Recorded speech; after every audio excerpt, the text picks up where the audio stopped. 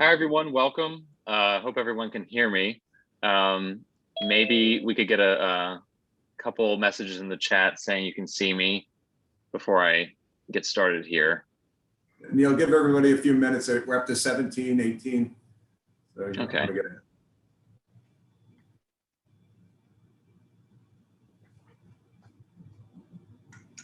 Neil, I made it Cool. back. I made it Oh, back. hey, Paul. That was perfect timing. Welcome. Thank you. I'm going to get a glass of water. I'll be right back. No problem. All right. Tammy says she can see me, so that's all I need. All righty. We'll give a couple more, about a minute or so here as people log in. I'm sure most people were waiting in the lobby before the meeting started.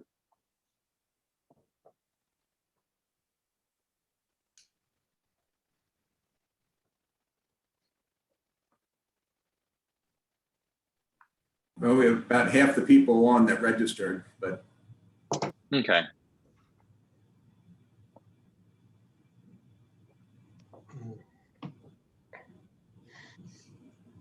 Nice to see everyone. I know everyone except Representative Saval. So great, very nice to meet you. Nice to meet you, Paul. You know, we may have actually briefly crossed paths, and I'll explain this shortly, but my wife works for the Historical Commission, Shannon Garrison. Right. It's possible that in that context, we may have. But great to meet you. Yeah, for sure. All right, everyone. Welcome to today's panel, excuse me. This panel is going to focus on historic preservation and specifically what it would mean in Wash West. So this is actually the first of 3 conversations we'll be having on this. And the next date for the second panel is actually going to be May 4th. So please mark your calendars down for that. And each panel will focus on a variety of topics on preservation and what it means in our neighborhood. The series is organized by the Civic Association and is intended to bring the community together to learn about historic preservation, what it means for individuals and communities in general, and specifically in Wash West. It will address community concerns and questions. And while we won't be taking questions today in the chat or verbally and such, we will have a form linked down in the chat, which looks like it just got dropped there by Catalina. And that's where you'll be able to submit your questions and concerns, and the Civic will see it. We'll be able to submit those questions to the authorities we think are best fit to answer those, whether they're our panelists, the Historic Commission, anything like that. And we promise to answer every question in that sense. And then also this panel and this series in general is to explore options to preserve the historic nature of our community and the neighborhood for better. So I have the pleasure to introduce tonight our moderator, Senator Nikhil Saval, and among them our panelists as well. And I believe we have some quick slides here that Bob will bring up for us.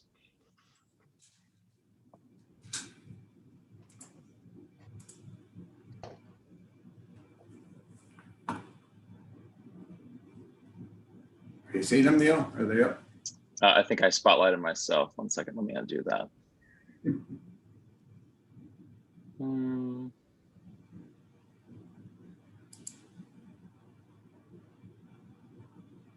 right, try it again, Bob. There we go.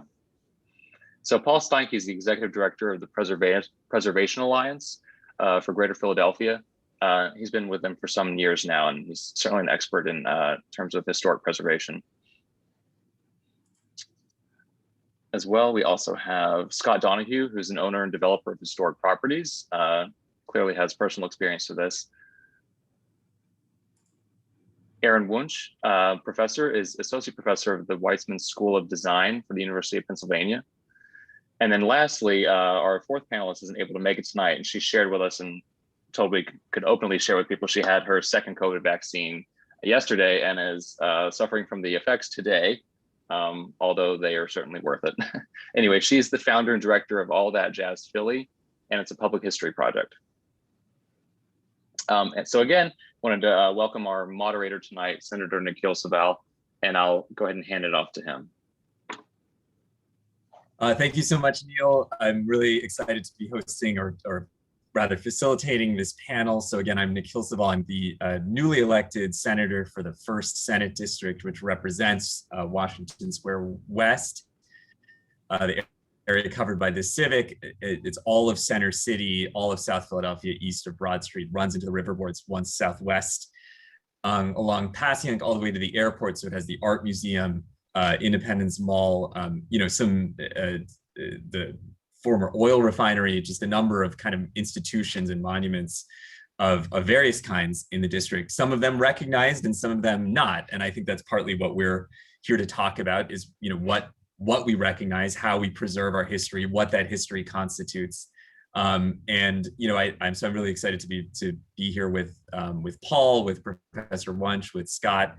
I do in the spirit of the evening, and just in terms of for ethical reasons, I'm going to have an elaborate disclaimer here, which is that my wife, Shannon Garrison, is a staff member of the Philadelphia Historical Commission. She does not work on historic districts or that kind of designation, tending to focus on what is known as Section 106 review, which is it's regard to projects that receive HUD funding. She does environmental and archaeological reviews of those projects and their impacts. And I myself am not here in support or opposition or anything of that kind, of any kind of district or of the work of the Historical Commission. So anyway, I just want to make that clear. In my personal capacity, am an enthusiast for preservation in a broad sense. So I'm excited to be talking to these panelists and to be considering what preservation means and what it may mean for the neighborhood. So I just want to start with a round of first questions just for our panelists. And Paul, if you don't mind starting as the executive director of the Preservation Alliance, obviously, the issues very well. And I just wanted to ask, what it means for a home or for a business or a row, or an area to be designated as historic. If you could just kind of go through that. Thank you, Senator. I'd be happy to. So Philadelphia has a preservation law that was passed in 1985 that enables individual properties or groups of properties called historic districts or objects to be added to what's called the Philadelphia Register of Historic Places. And that is administered by what you already mentioned, the Philadelphia Historical Commission. And so when a property or a district is designated, that means that those properties are under the jurisdiction of the Philadelphia Historical Commission, which is part of city government. The practical meaning of it is nothing if you're doing nothing. If you're not changing your property on the outside, then there is no practical impact of being part of the historic district. It's only when you seek a building permit to change the exterior of your property where the jurisdiction comes into play. Historic jurisdiction only applies to the exterior of your property. It does not apply to the inside. They're not going to tell you what kind of countertops to put in your kitchen or what color to paint your den. But if you're changing anything on the outside that requires a building permit, then the Department of Licenses and Inspections, which handles building permits, if your property is designated historic, will send you to the Historical Commission to have your project reviewed to make sure that what you're doing does not run afoul of the guidelines, the preservation guidelines for the city. So it only comes into play in that instance. It also does prevent the demolition of properties, which I know in Wash West has been a sensitive issue of late, with several demolitions that have occurred of properties that might otherwise have been protected if the neighborhood was listed as a historic district. So that there's more to it than that, but that is sort of the broad overview of what historic designation means. And by the way, a lot of the properties within Wash West are already designated, about 50%. And at the appropriate time, whenever you think is right, I can share a map of that that shows what's already designated and what's not. Yeah, actually, I mean, Paul, since we're on the topic, would you mind just sharing that right now? I think we would be interesting to look at that. And so, Sure. So here it is. This is Center City. And you can see Wash West is in the middle, and everything that's pink is already designated. Let me scroll out just or zoom out a little bit. On the right, you can see the Society Hill Historic District, which was enacted in 1999. The entirety of Society Hill is designated. And to the west, the Rittenhouse-Fittler Historic District, the entirety of which was designated in 1995. And up here you have Old City. In the middle, Wash West is sort of the hole in the donut in that it's not a district. However, everything that's pink, every property that's pink is listed individually on the Philadelphia Register of Historic Places. And if you're wondering what these red lines mean, that they are streets that are historically designated as part of the citywide thematic historic street paving district, which was passed also in about 1999. So like, I think this is Camac Street, which has the wood pavers, not currently, but they're supposed to be getting restored.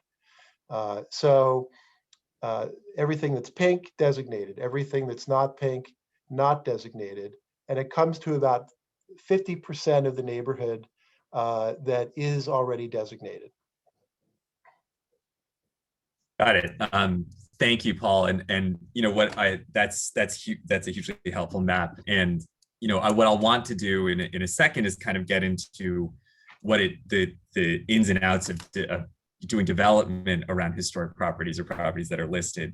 But if we can for a minute, I just want to zoom out and just consider the sort of meaning of preservation for a neighborhood or for a community. And Professor Wunsch, I'm wondering if I can turn to you.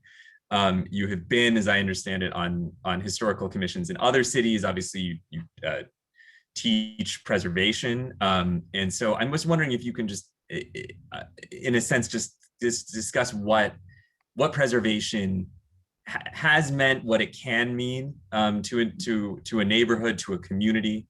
What does preservation entail in sort of the richest sense? Sure. So thank you for inviting me to this. And I guess I would say there isn't a single answer to that. I have done preservation work of one kind or another in Massachusetts, California, Virginia, and Washington, D.C. And in D.C., for instance, have seen preservation in the form of historic districts in particular have a kind of dampening effect on the worst consequences of really rampant development and property values going through the roof. There's a kind of Wild West climate right now in Philadelphia, which I think you guys have experienced rather frontally, but so have many other parts of the city. And maybe at the most basic level, preservation measures like historic districts just allow the residents of those places more control over what happens. There is no question that at times, that historic districts or historic designation have been used to excessively stifle development. I don't think in general that's a risk in Philadelphia right now, especially in the age of the tax abatement. But as I say, I think the general good effect of designation of a district is that it gives the residents of that district, or I should say at least the owner residents of that district, more leverage over what happens to the neighborhood. Understood. So I hear you as saying that it at least in a kind of ideal sense, it can be a form of neighborhood organizing or control over development.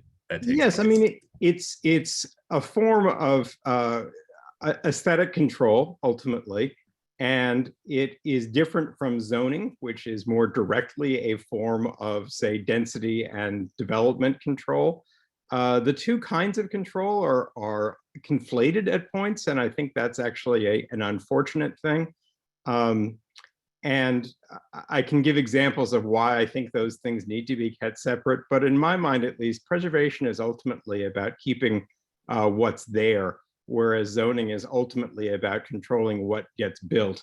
And yes, they sometimes serve complementary purposes, but looking at their core functions is important. Great. I will want to return to that. Please. And maybe a question for the panel, that distinction or comparison you were drawing. But before that, Scott, if you don't mind, you are an owner and developer of historic properties. Can you talk through that, like what historic designation has had, what impact that has had on the kind of work that you do? Right. So I'm not really a real estate developer. I kind of got into development and preservation in an accidental way. In 2008, I was looking for a house for myself, and I found a shell property on St. Albans Street, the 2300 block of St. Albans Street, which many in the city are familiar with. It's a garden block. There's a garden that runs down the whole middle of it, and it was featured in the movie The Sixth Sense, which has got to be a long time ago now, 1999, but still I think a lot of people are familiar with the block from that movie because the boy lived on that block. At least some of the scenes were filmed there. And so when I bought the property, it was a shell, and I wasn't aware that it was historically designated. So of course, initially I was a little concerned about what that would mean, the process. Would I be held up with approvals? Would it be too costly?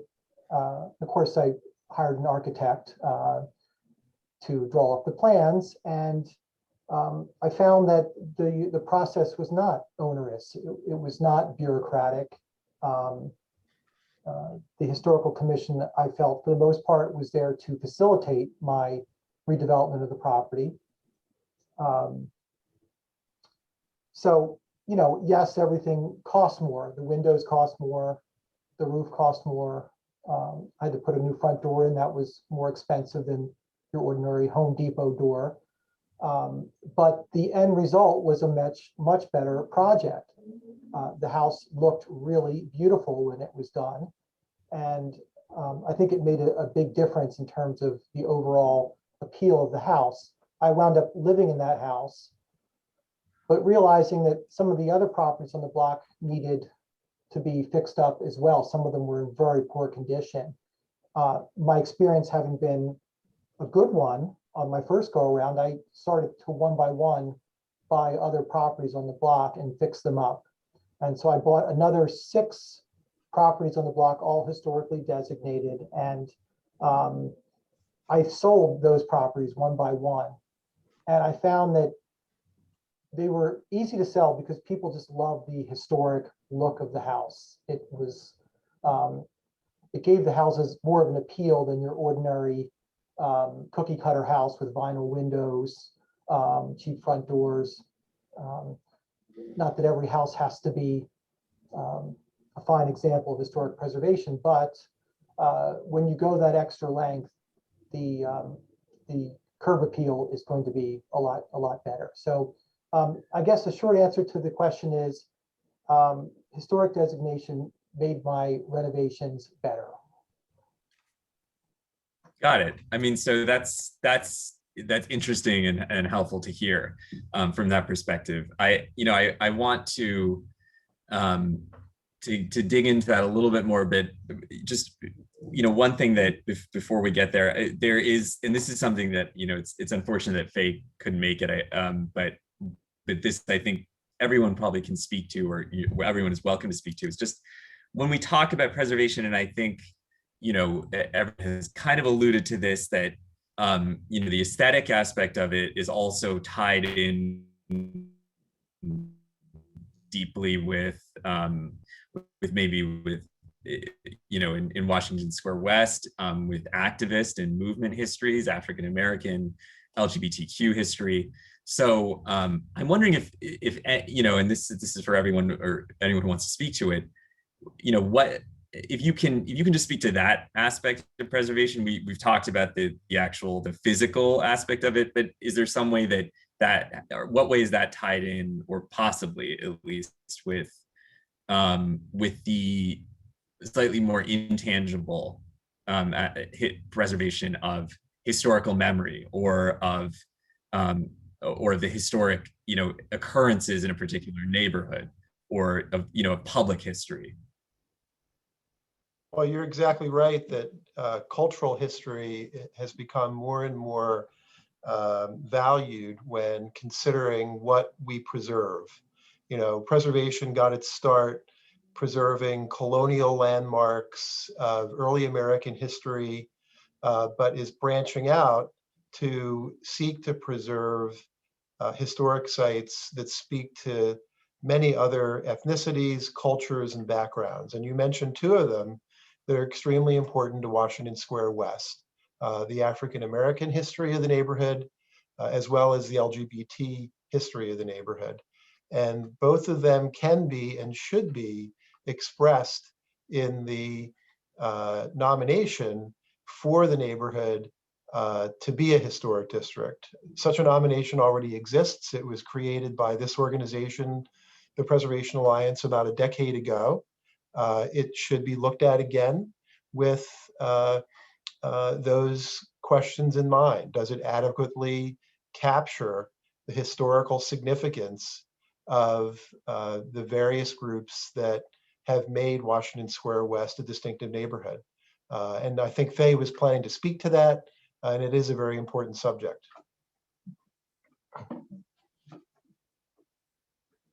Anyone else on that topic, on just like the kind of the cultural history embedded in preservation? Professor Wunsch, I think you're muted. If you're Yeah, I'll actually, I think, save the comments I have on that for later. But I think Faye would absolutely want you to attend to this topic, and I think that she would bring up the distinction, I guess, between a perfectly preserved artifact which succeeds on kind of aesthetic merits, and an artifact that can nonetheless speak to cultural history, even if it has lost some of its original trappings. So with any luck, we'll have a chance to delve into those weeds a little further on. Great. That sounds good. So there's a lot here. I mean, I'd like to kind of get into, I mean, and coming back to you, Paul, as you pointed to the map, you pointed to other historic districts in the area. And so can you just talk about those districts and what, yeah. I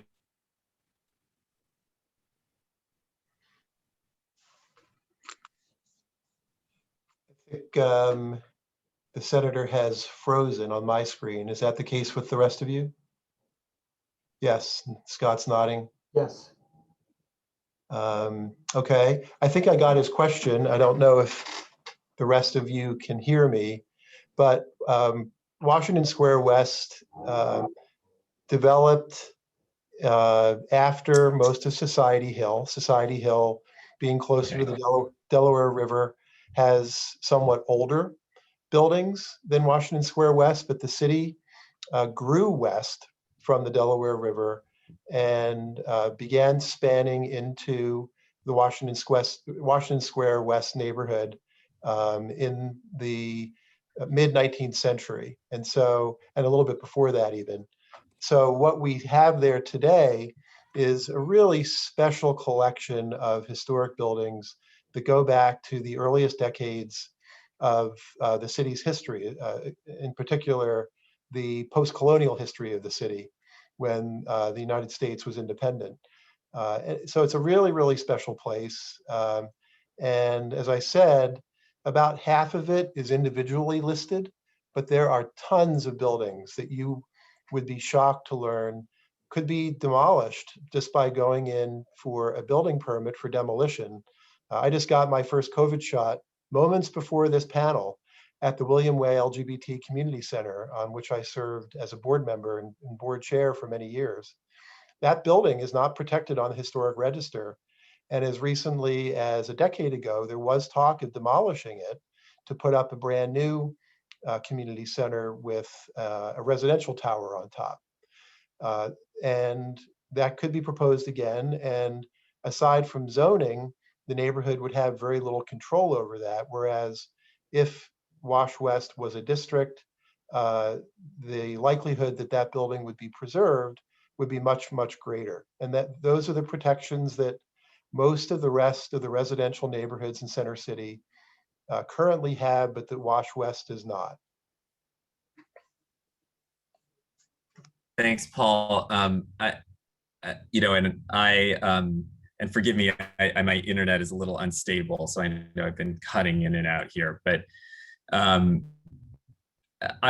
wondering, following on that, Aaron. I mean, if you can, Professor Wunsch, excuse me, if you can sort of discuss, what preservation successes and losses in the history. I know that we're preservation is kind of marked, at least historically, and by loss. I mean, there's the famous example of Penn Station, but also I think it was felt very acutely with Jewelers Row here being threatened in particular. There's just they're kind of but at the same time there has been preservation in the city. I mean, presumably there are successes. So I'm wondering if you can, how you see those, what would you would consider a success and what you might consider a loss or a failure. And you're muted, I'm sorry. Having listed off various places that I've done preservation work of one kind or another, and now living in Philadelphia, I guess I have to say I'm always a little bit surprised by how much Philadelphians are habituated to loss. And that's a larger philosophical conversation, but I do think we live in a kind of climate of lowered expectations around this stuff. And the loss of Jewelers Row on its south side really exemplified that. That was a part of Philadelphia, and to some extent still is a part of Philadelphia, that any other city I've lived in would have really treasured. And to see it not only torn down, but with so little opposition from either city council or the mayor continues to sort of shock me, quite honestly. So I will be upfront about that. And I do think the preservation tools are available to avoid that kind of sort of surprise crisis. I don't know that it was entirely a surprise. If you look backwards, you can see the zoning changes that facilitated that project. And I would say more generally, as we talk about preservation, it would be wise for everyone interested in it in Washington Square West to research the zoning that governs that area, because unlike the preservation map you saw, the zoning actually varies quite a bit. And commercial districts tend to be zoned, at a much higher density level. Had one looked at the zoning from a preservation standpoint in Wash West, particularly around Jewelers Row, one might have anticipated what then unfolded there. One of the things I really appreciate about Faye Anderson's work, and I'm sorry she's not here to talk to us, is that preservation as it unfolded after the loss of Penn Station in New York and similar losses in other cities was that it had an activist tinge to it, which it has really lost to a large extent in Philadelphia. And I do think that Faye sort of shows how that can be done. When the Litz store was proposed for demolition on Market Street, there were protests that actually made a difference. So I guess on the kind of activist level, I hope people will remember that there actually is leverage here that they can exert through being out in public and making their views known. Beyond that, I do think that for those of you who are interested in preservation in Wash West, both supporting the Alliance's nomination for that area and also a kind of supplement to that nomination prepared by Oscar Beisert. Both of these nominations are still pending. for reasons that I'm not entirely clear on. Historic districts tend to get badly bogged down in the city of Philadelphia. And if you could list the number of demolitions that were happening in pending historic districts through the years, you'd be really shocked by how much we've lost in areas that were supposed to be designated. So pay attention to that. And if you are interested in preservation, support these two district nominations, the alliances and the keeping societies, AKA Oscar Bizards.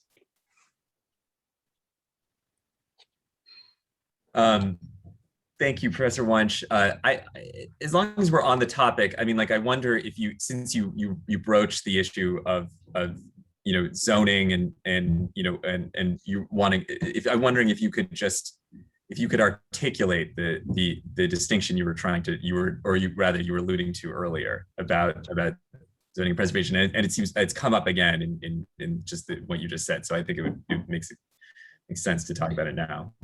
Sure. So as I said a moment ago, I think the fundamental difference between the two kinds of tools is that preservation focuses on retaining existing historic fabric, and that zoning focuses on controlling the size and nature of new development.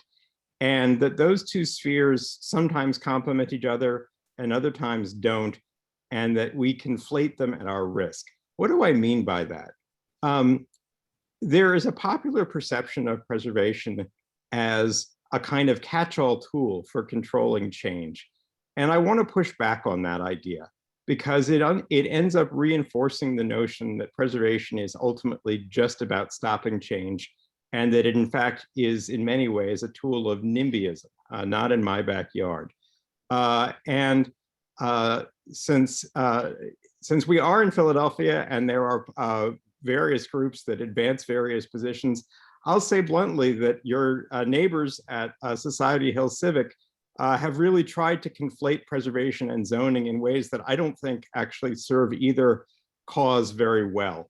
The general idea has been to say that we should stop new development as often as we can, and let's use preservation in that way. I've seen that done elsewhere in the city as well. It generally does not happen, or I don't think it's at risk of happening all over the place.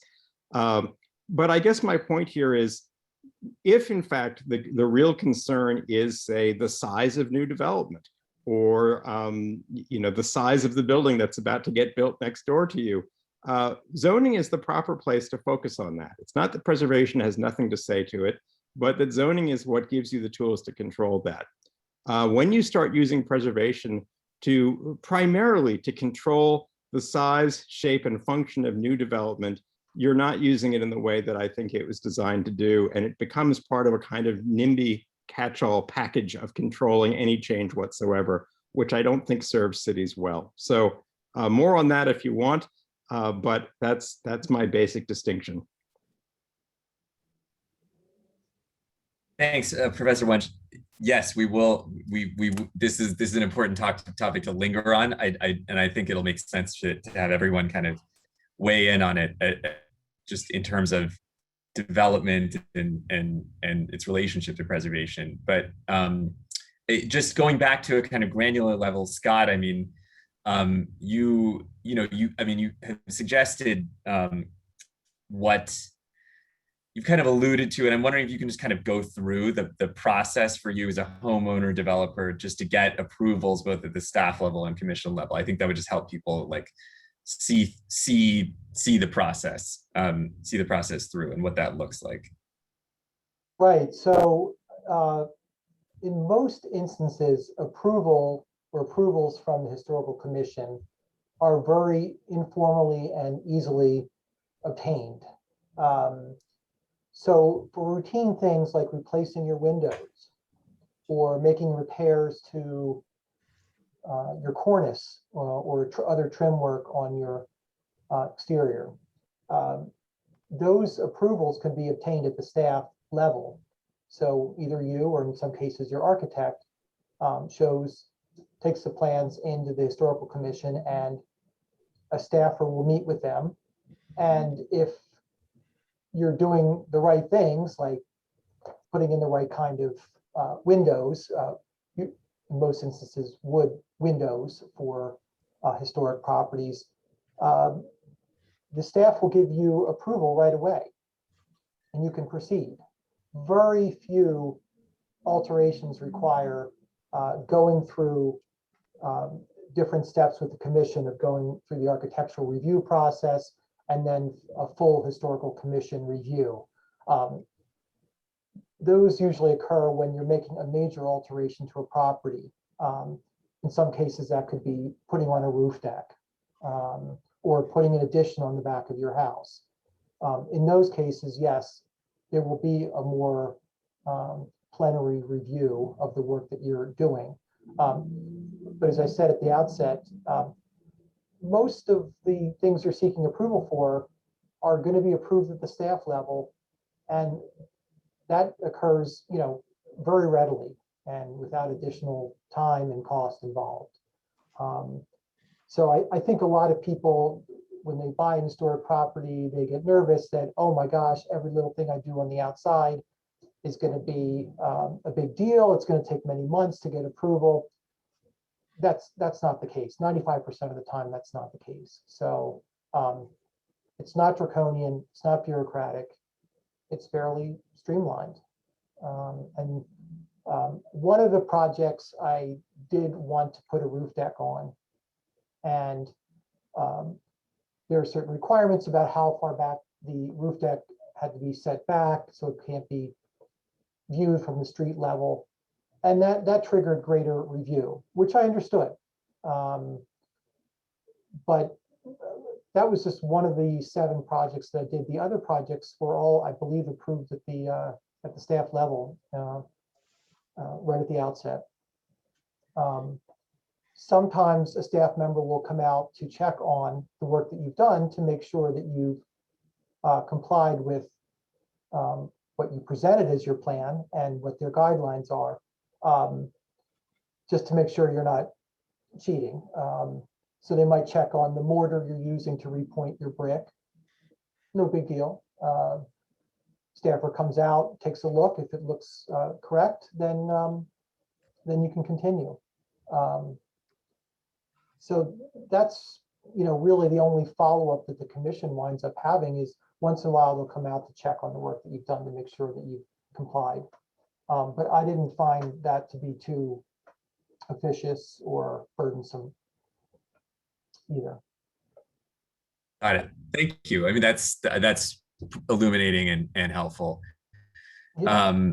I just to hear it, I mean, I think because people who haven't gone through that process may not have an understanding of what it looks like or feels like.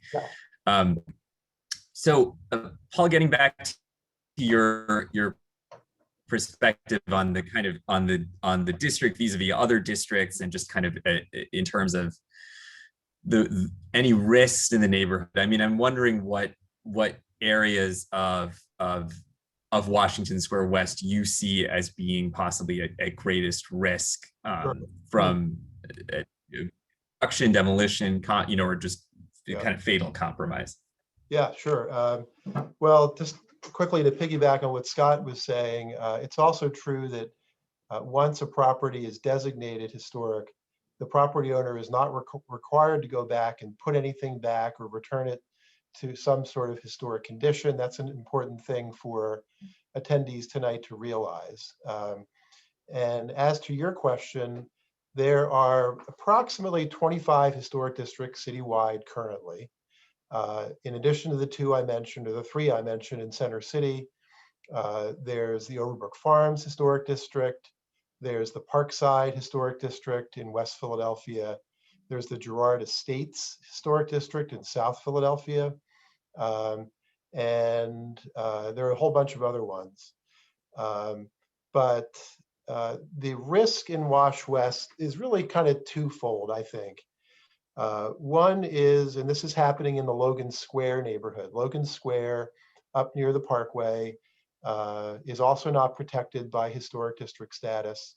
And you have developers coming in and demolishing intact 19th century homes on streets like Winter Street and building new construction houses. And the neighbors are really upset by it, but there's really nothing they can do because the new project needs zoning. So that's one risk, is that intact historic houses could be lost to new construction. The other risk is more geographic in nature, and that is the development pressure in Wash West is heavily weighted to the northern precincts of the neighborhood. So we saw that with the demolition of the 12th Street Gym complex, all of which buildings would have been protected if the Preservation Alliance's 2010 nomination for a historic district for Wash West had been enacted in a timely fashion, but it wasn't.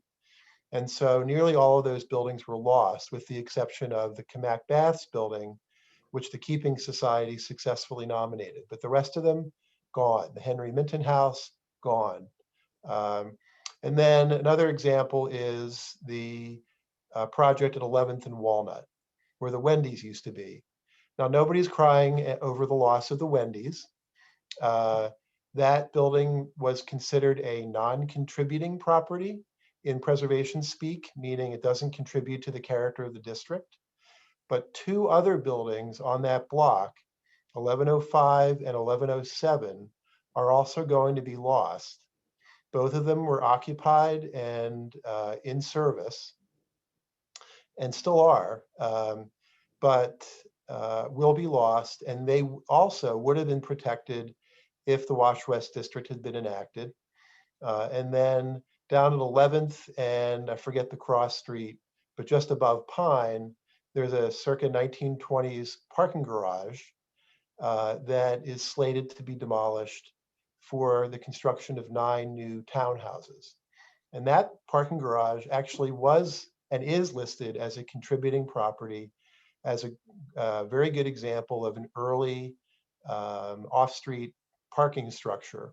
And if you can look past the grime and neglect that it's been subject to in the last few decades, you can see a really beautiful building under there. We're going to lose it. It's a goner. But it would have been protected if the district had been in place. So that's kind of a long answer to your question, but I hope it's, your viewers or attendees who know the neighborhood well, and I presume most of them do. If you look at the map I shared, which is available on the Historical Commission website, you'll see many more properties that are vulnerable to this kind of pressure. Thanks, Paul. No, that's great. And if you'll indulge me for a minute, I'm going to take one of your examples and possibly sort of make a straw man out of it. And I hope you'll forgive me for this. But you mentioned a parking garage that is at risk of demolition. And this brings to mind Professor Wunsch's point, and this question is for the entire panel. You might like, I'll just take the perspective of thinking that Washington Square West is a hot neighborhood, let's say, it's obviously under development pressure, but part of that pressure is for housing. It could market rate housing largely, but let's just say housing. And one might object that while you're preserving, there's a risk preserving a parking garage over building new homes or housing. We need housing in this city. We have especially in Center City, South Philadelphia, like parts of South Philadelphia, there is gentrification pressure that might be relieved by new housing. How does this, what are there risks? I guess in other words, are there risks that this kind of designation would prevent that and prevent the long-term construction of new housing there's certainly a demand for it, and would that long-term have pressures on the affordability of that housing for long term? Well, so in other words, let's make no mistake, the houses that are going to be built at 11th and whatever the cross street are not going to be affordable. In fact, they're going to be quite the opposite, very expensive homes. I'm not saying that's a bad thing. What I am lamenting is the loss of a contributing structure. yes, it's used for parking, and some people won't shed a tear over the loss of that. But I think a lot of neighbors would agree that the ability to park off street is an amenity that a neighborhood like Wash West needs, and that building is helping to, that structure is helping to serve those needs, and that there are other opportunities to create new housing, both within the neighborhood, with non-contributing properties, and in the immediate vicinity. So I do think it's a bit of a straw man, because to my mind, preserving the historic character of Wash West is very important to the neighborhood and to the city. And that can be expressed through the creation of a historic district. Thanks, Scott or Professor Wunsch. Do you want? I mean, it's come up a little bit, but if you, I mean, it's Professor Wunsch in your comments about NIMBYism, but I'm just wondering if you can, if you know, what you all might say about this question of the fact that the possibility of these two things being in conflict, the demand for new housing and preservation. And and admittedly, I am putting them in conflict. So, but I'm just wondering to some degree. But I'm just wondering if you see that too. So I think I think Paul's term straw man is about right for that distinction, at least in Philadelphia, and for the following reasons. First of all, Toll Brothers is about to build, we think, on Jewelers Row, where several historic buildings were torn down. Nothing like affordability will flow from that project. The city has a glut of luxury housing that is getting built. Some of it is unoccupied. It's purely built on speculation. I don't know that that's a great social gift to anyone other than maybe the people investing in it. So I want to be clear that not all new construction leads to more affordable housing. I think that that's a kind of a myth that gets floated by the building industry. I also think in Philadelphia, there's still a lot of low density parcels, including a lot of vacant land all around the city that just does not get developed. It's in the form of parking lots, in the form of empty lots. And what I personally would like to see is legislation that steers development towards those kinds of parcels before we're looking at tearing down more historic buildings to make way for more luxury housing. So yeah, in principle, you can see preservation potentially being used to impede the construction of affordable housing. That may actually be happening in some neighborhoods, specifically places like Society Hill, which has done its best to keep affordable housing out since it was redeveloped as a community in the mid-20th century. But I don't think that threat as a whole is characteristic of the way preservation works in a city. I think there's plenty of room for both affordable housing and for historic preservation in the city. I don't know the numbers exactly, but I would guess that less than 1% of properties in the city are designated as historic. If it's 2.5 or so. Yeah, very low. Thank you. I knew it was low, but 2.5% is is really just a very small amount compared to other cities. I believe other historic cities have a higher percentage of their properties designated. So it's not like this proposal is looking to take a whole swath of housing and make it historically designated and, by some people's false argument, unaffordable. As Paul mentioned early on, already 50% of the structures in the neighborhood are designated. So you're not taking that many more properties and putting them into the historic inventory. So I see the affordable housing versus preservation conflict as being a false conflict and not being a real one.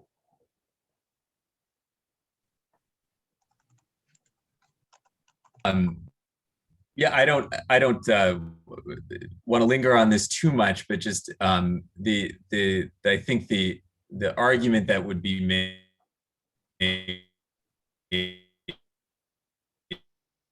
is, and I mean, these is that, ultimately that because the pressures of development are by not allowing by say mitigating them or not allowing new housing production in Center City or in these areas, you're then displacing those gentrification pressures onto other neighborhoods. But I take you to be saying, Professor Wunsch, that you feel like you disagree with that perspective.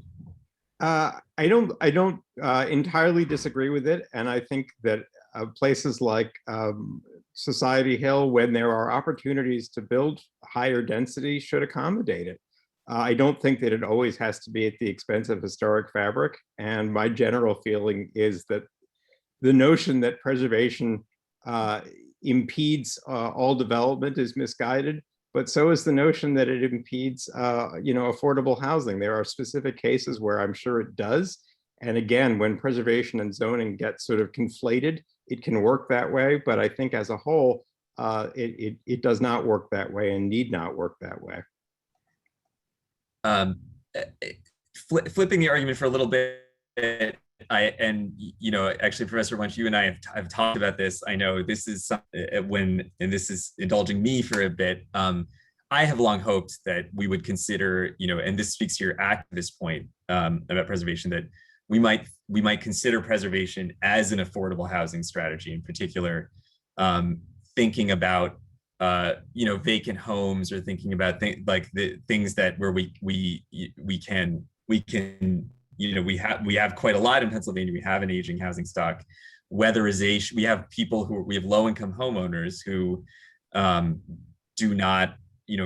afford weatherization, they can't afford certain ways of maintaining their homes, and some of them are might be considered historic. And so, but I'm just wondering if that jives with anyone, the notion that we can actually think there is maybe a politics to preservation that actually maybe points way to it being a means towards affordable housing. Does that I think sort that of resonate with anyone? I think that's absolutely spot on. And two things about that you said. One way of supporting affordable housing is to help homeowners who are struggling maintaining their houses to maintain them. And the city does have a sort of modest program for that, but it hardly meets the needs that are really quite substantial at this point in Philadelphia for that kind of help. That's one of the most basic things you can do to support affordable housing. Help people stay in their houses through maintenance. The other is that the city itself owns, through the Philadelphia Housing Authority, an enormous number of vacant buildings, and to a large extent just sits on them. This came up last year, as you may remember, during the sit-in/encampment on Ben Franklin Parkway. It has come up at other times as well. The Philadelphia Housing Authority estimates that it costs about $350,000 to build a new unit of affordable housing. Given the cost of repairing existing housing stock, that number is obscene, quite honestly. It is long past time that the Philadelphia Housing Authority looked at realistic refurbishment strategies on a large scale for its existing buildings. And when you wonder what this means on the ground, look no further than a neighborhood like Strawberry Mansion, where the city quickly fired up bulldozers to tear down more row housing, some of it occupied, by the way. They had to actually evict people to get those houses empty, and then tore them down, and in some cases did not rebuild, leaving land which now we're supposed to wait until $350,000 per unit comes along to build new construction. To my mind, that's lunacy. So anyway, I have a soapbox to stand on here, but I think it's an important one for people to think about. Thank you, and I want to thank you for standing on it. It's something that I think about from where I sit. I did want to. I had a question here. I want just to get back to the granular level before zooming out again. And this question, I have a question specifically for you, Scott. I mean, again, just like going through the process. So if you have um, a designated building, how do you find out? Like, how do you find out what windows are historically approved? Do you trust a contractor? Do you ask the historical commission? Are shutters required? I mean, I'm just, imagine you're a homeowner in historic home. What does that look like? Right. So the Historical Commission is a resource to find out information about vendors that you can use, vendors that they've dealt with before, and the commission relies on for complying with historical guidelines. So, for example, if you wanted to have your windows replaced, you can call up the commission and ask for a list of vendors, and then you can call those vendors yourself, get pricing. And the first project I did, the first house I did, I knew the windows were going to be expensive, but I think I got 4 quotes, and they were all over the place. And of course, I picked the lowest quote. In this case, they were presenting the same product basically as the highest quote, so why wouldn't I take the lowest quote? But there are resources out there to find out who to turn to purchase historical products, and what contractors to use. And the Historical Commission is there to help you. They're not there to say, no, we can't provide any of that information.